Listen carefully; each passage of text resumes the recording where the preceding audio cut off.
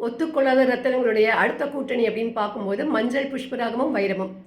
மஞ்சள் புஷ்பராகம் அப்படிங்கிறது வந்து கோல்டன் சஃபயர். வைரம் என்பது சுக்கிரனுடைய கல். மஞ்சள் புஷ்பராகம் என்பது குருவினுடைய கல்.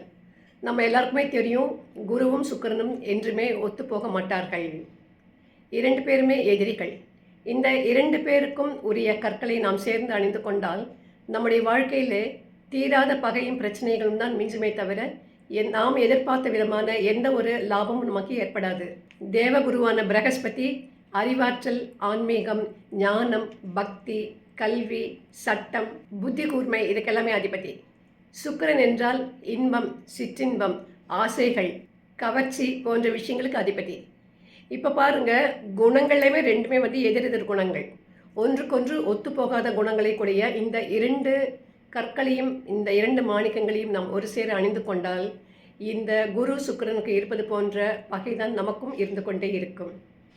இந்த கருத்து உங்களுக்கு பிடிச்சிருந்தா, இது உபயோகமாக இருந்தால் தயவுசெய்து என்னுடைய சேனலுக்கு சப்ஸ்கிரைப் பண்ணுங்கள், உங்கள் நண்பர்களுக்கு ஷேர் செய்யுங்கள், லைக் பண்ணுங்கள், உங்களுடைய கருத்துக்களை கமெண்ட் பண்ணுங்கள்.